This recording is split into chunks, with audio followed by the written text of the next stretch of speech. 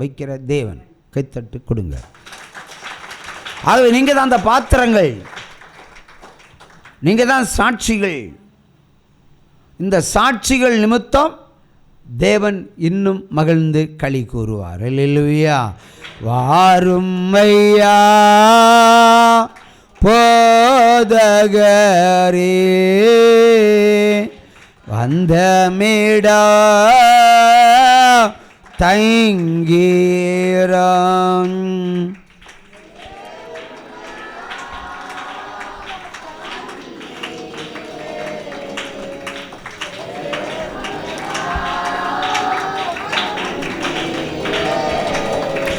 ஸ்ரீயாபாரா எங்களிடம், இந்த ஸ்ரீயாபாரா எங்களிடம், ஒளி மங்கி இருளாச்சே உத்தமரே வாருமையா. களித்திரவு காத்திருப்ப, களித்திரவு காத்திருப்ப, காதலனே கருணை செய்வாய்.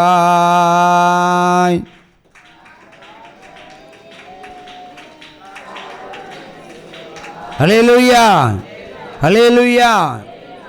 இந்த இங்கிலீஷில் வசனம் வாசிச்சால, உன் பேர் ரித்திகா சிங்.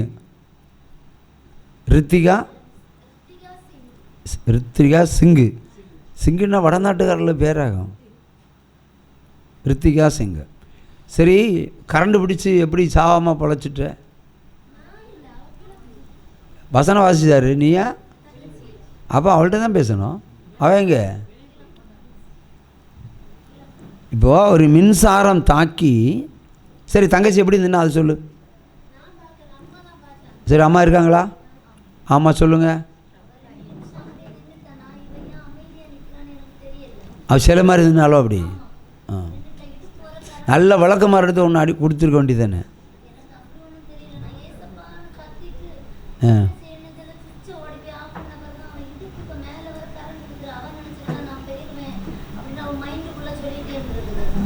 அவன் எங்கே போயிடுவாளாம்? செத்துருவோன்னு நினச்சிட்டாளாம். எல்லாம் ஜட்ஜ்மெண்ட் இல்லை, நீங்கள் தான். ஏன்னா ஆண்டவர் என்ன ஆண்டி வேலையை பார்க்குறாரு, உங்களை காக்குறதானே அவருக்கு வேலை. ஏன் சாட்சி சொல்லலை? சாட்சி சொன்னியா? நான் தான் கேட்கலையா? அதாங்க என்ன 2 காது தான் இருக்குது, அதுதான் பிரச்சனை. எப்படி ஃபீல் பண்ண? மின்சாரம் எப்படி ஏறிச்சு? கால் 2 ஏறிச்சு. எது வர போச்சு?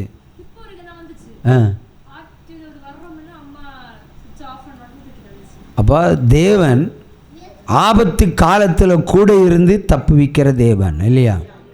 இப்போ அந்த நேரத்தில் அம்மாவுக்கு அந்த ஞானத்தை கொடுக்கலன்னா என்ன நடந்திருக்கும்? நாங்கள் இன்னைக்கு கேக் வெட்டி கொண்டாடி இருப்போம். உட்காரு. ஏன் நான் அப்படி தான் சொல்லுவேன். ஏன்னா போன வாரம் தான் சொன்னார், 2 வாரத்துக்கு முன்னாடி சொன்னார், இந்த சபையில் 3 மரணம் உண்டாகும்னு சொன்னார். சபை சார்ந்த ஒரு இடத்துல ஒரு ஆள் இறந்து போயாச்சு.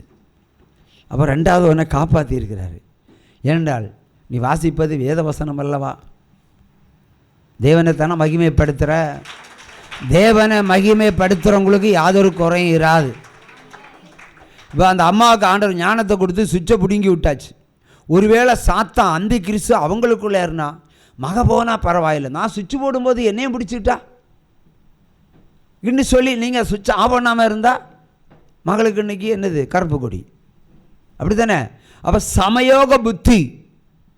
அந்த வேளையில் ஆபத்து காலங்களில் தேவன் உங்களுக்குள்ள பேசி சுவிட்ச் ஆஃப் பண்ணு, அந்த கட்டளை. ஆகவே பொண்ணு இங்கே நிற்கிறா இன்னைக்கு, இல்லைன்னா மைனஸு. உற்சாக கையை தட்டலாம். அதான் தேவனை தேடும்போது ஒரு குறை வராது. எத்தனை சாத்தான் வரட்டும். உங்கள் வீட்டில் எத்தனை பாம்பு வந்துருக்கு?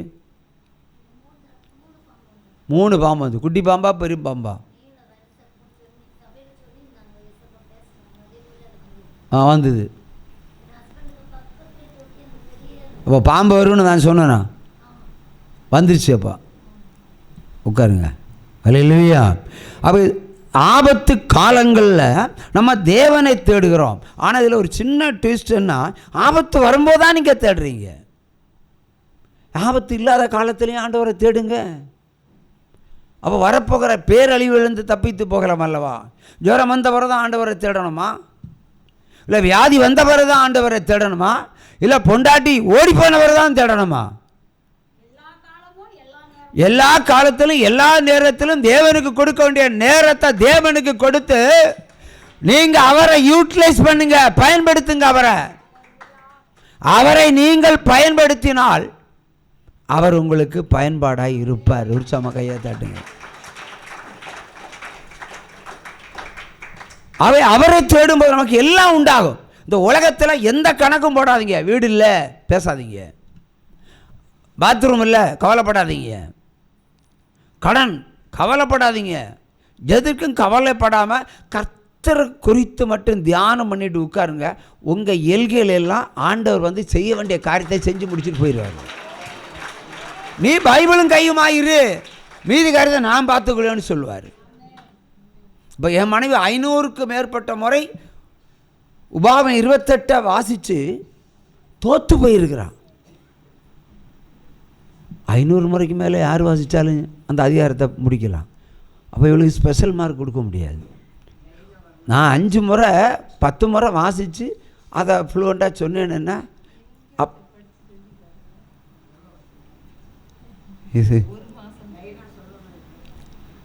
இதுதான் அந்த கிறிஸ்துவ வசனத்தை நான் கேட்குறது பாருங்கள். உங்களுக்கு வேண்டியதான் அவளை பயன்படுத்துகிறேன். அவளை யூட்டிலைஸ் பண்ண விடாமல் நீங்கள் தடுக்கிறீங்க. ஏன்னா அவங்க உங்கள் மேலே வச்சுருக்கிற அன்பு. இங்கே அதுக்கு இங்கே சம்மந்தம் இல்லை. 500 முறைக்கு படித்தா நானும் நேரம் கிடச்சா 500 முறை படித்தா நானும் சொல்லுவேன். ஆனால் ஒரு டீச்சரை 500 முறை படித்து தான் உபாகம் 28 நான் வாசித்து நான் காணாமல் சொன்னேன்னு சொன்னார். அதிசயமாக எனக்கு தோணலை. அவர் ஊழியக்காரி. இப்போ என்ன சொல்கிறோம்? நீங்கள் படித்து பாருங்கள், உங்களை பண்ண முடியுமான்னு. நான் உனக்கு கட்டளைட்டு நீ எனக்கு ஏன் கட்டளை போடுற? இதான் அந்த கிறிஸ்துவ ட்விஸ்ட்டு. என்ன சொல்கிற மாதிரி செய்யணும். நான் பைபிளே வாசிக்கிற பரவாடி என்கிட்ட கிடையாது. எந்த ஊழியக்காரன் மாங்குன்னு விழுந்து படிப்பான் இல்லையா? நான் 3 முறை வாசித்தேன் பைபிளை. ஊழியத்தினுடைய என்ட்ரன்ஸில் மட்டும் வாசித்தேன். அதுக்கப்புறம் இன்னைக்கு வரைக்கும் வாசிப்பு என்பது நடக்காது. எனக்கு டைம் கிடையாது. எப்பொழுதும் ஃபோன் கையுமா இருக்கணும். ஒரு ஃபோன் வச்சுட்டா அடுத்த ஃபோன் எடுக்கணும், அடுத்த ஃபோன் வச்சா அடுத்த ஃபோன் எடுக்கணும். இப்போ எங்கே பைபிள் படிக்க நேரம் கிடைக்கும்? இன்றைக்கி தான் ஒரு 8:30 மணிக்கு ஒரு புலம்புனேன். நீங்கள் எல்லாம் ஒன்று சிலர் அங்கே ஜபத்துக்கு அங்கே வந்தீங்க.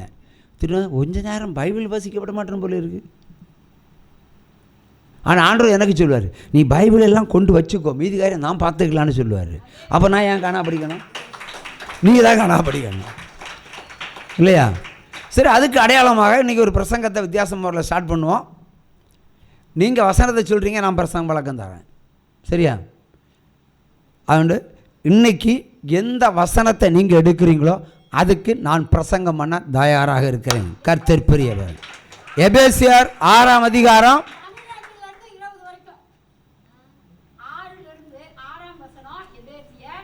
12 அப்போது 8 வசனம் தியானிக்கணுமா? அதில் முதல்ல எதங்களை உங்களுக்கு பிடிச்ச ஒரு வசனத்தை சொல்லுங்கள். ஃபஸ்ட்டா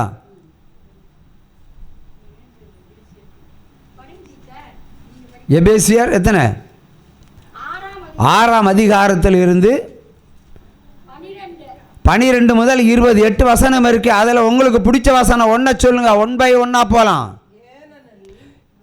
அவங்க சொல்லட்டும், அவங்க தானே எடுத்தாங்க. எத்தனை வசனம் வாசிக்கணும் சொல்லுங்கள். நீங்களும் ரெடியாக இருங்க. எந்த வசனமாக இருந்தாலும் ஆயத்தம் பண்ணி வச்சுக்கிடுங்க.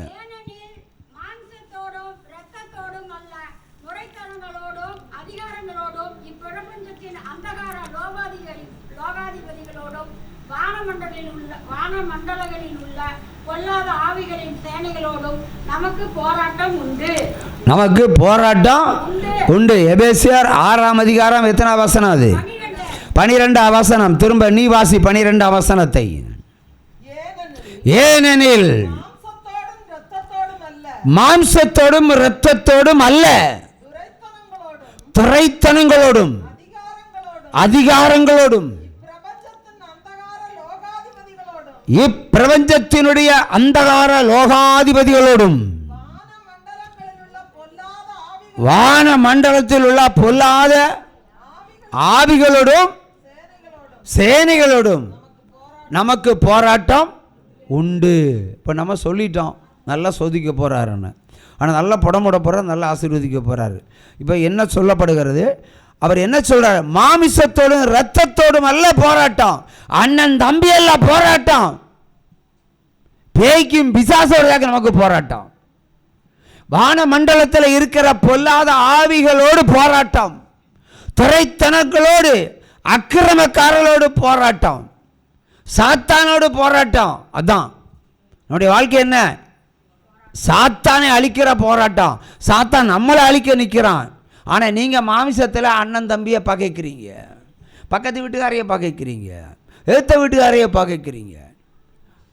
இதானே நடக்குது. இப்போ ஆண்டவர் என்ன சொல்றாரு? இந்த மாமிசத்தோட யுத்தத்தோட போராடாத, நீ போராட வேண்டியது அதிகாரமுள்ள அதிகாரத்தோடு, சாத்தானோடு. அந்தகார வல்லமைகள், அது வானமண்டலத்தில் இருக்கிற பேய்கள் எல்லாம் பயங்கர பவர்ஃபுல் பேய்.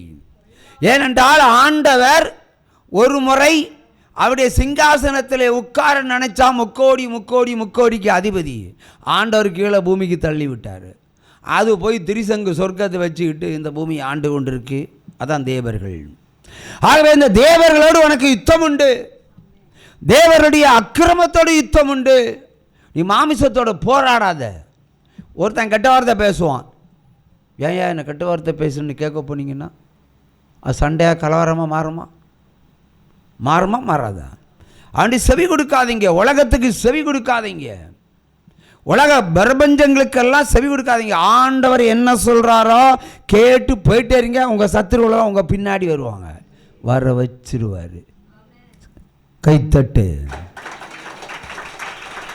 அல்லேலூயா. உங்க சத்துருங்க உங்க காலில் தூசியை நக்குவார்கள் என்று ஏசாயா புஸ்தகம் எழுதப்பட்டிருக்கிறது. ஆகவே நீங்க போராட வேண்டிய ஆவிகளோட, பொல்லாத துரைத்தனங்களோட, பொல்லாத சாத்தானோட. சாத்தான் எப்படியெல்லாம் வருவான் தெரியுமா? பிஹெச்டி டாக்டர் பட்டம் பெற்று வருவான், வசியம் பண்ணி வருவான், ஏவலா வருவான், வேஷங்கட்டி வருவான், எல்லா ரூபத்திலையும் வருவான். அவனுடைய கிரியைகளிலிருந்து நீங்கள் தப்பித்து போகிற வழியை பாருங்கள். வஞ்சிப்பான், எல்லாத்து மேலே இயேசு கிறிஸ்து போல பேசுவான், இயேசு கிறிஸ்துவ போல பேசுவான். ஆனால் இவர்கள் கர்த்தருடைய வசனத்துக்கு செவி கொடுக்க மாட்டாங்க. ஆனால் நல்லா படிப்பாங்க, நல்லா கேட்பாங்க, ஆனால் பின்பற்ற மாட்டாங்க. பின்பற்றுகிறவன் தான் கிறிஸ்தவன். அவர் என்ன சொல்கிறார்? யாக்கோபு 1:22 வசனத்தை திருவசனத்தை கேட்கிறவனா இராமல் கேட்டு அதன்படி நட. வசனத்தை கேட்கிறவனா இராமல் கேட்டு அதன்படி நட. பிரமாணத்தை நீ கேட்ப, பிரமாணத்தின்படி நடக்கலைன்னா பெஸ்ட்டு. பிரமாணத்தின்படி நடந்து பாருங்க, ஒரு வருஷம் நடந்து பாருங்க, 1 இயர், ஒரு பரீட்சை. என்ன சொன்னாலும் என்ன சம்பவம் நடந்தாலும் ஒரு வருஷம் கர்த்தருக்குள்ளே இருந்து பாருங்க. அவர் உயர்த்தலைன்னா என்ன கேளுங்க, உற்சவமாக கையை தட்டலாம். கர்த்தருடைய வார்த்தையை நீங்கள் கேட்டு அதன்படி நடந்தால் உங்கள் வீட்டில் இல்லை என்ற சொல்ல இல்லாமல் போகும். அவ்வளவு பொருளாதாரத்தை தருவார், ஆசீர்வாதமாய் தருவார். உற்சவமாக கையை தட்டலாம். ஆனால் நம்ம கேட்போம், நடக்க மாட்டோம். இப்போ என் பொன்னாடி என்ன சொன்னால், நான் 500 முறைக்கு மேலே இதை படித்து நான் சொல்லிடுறேன், நீங்கள் இதை படித்து பாருங்கள். அப்போ என்ன கொண்டு முடியாதுன்னு அவளே ஒத்துக்கிட்டா. நான் 500 முறை படித்தங்களோ அதில் என்ன தாகம் இருக்குது பாருங்கள், வேத தாகம்.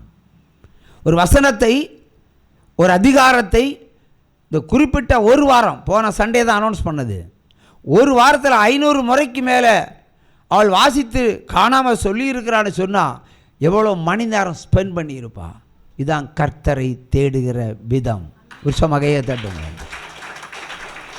அந்த தேடுற டைம் என்னால் முடியலைன்னு விட்டுட்டு போகல. சிலவங்க கொஞ்சம் படிப்பாங்க, 14 வசனம் படிப்பாங்க, ஆசீர்வாதம். அதுக்கப்புறம் வண்டி தேரியில் போகாது, விட்டுருவாங்க, என்னால் கொண்டு முடியாதுன்னு. ஆகவே வேதத்தை எப்படியாவது கற்றுக்கொள்ள வேண்டும் என்று எத்தனை முறை முயற்சி எடுத்தாலும் அதுவே உங்களுக்கு ஆசீர்வாதம்.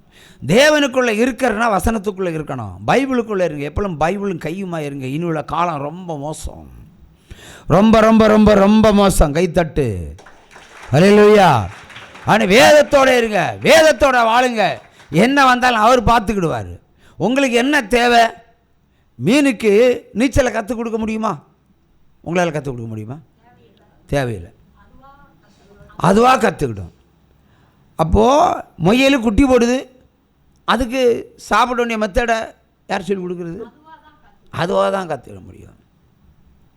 எல்லாமே அதன் காரியங்களில் அதன் கிரியைகள் நடக்கிறது எல்லாம் கர்த்தருடைய செயல் தானே.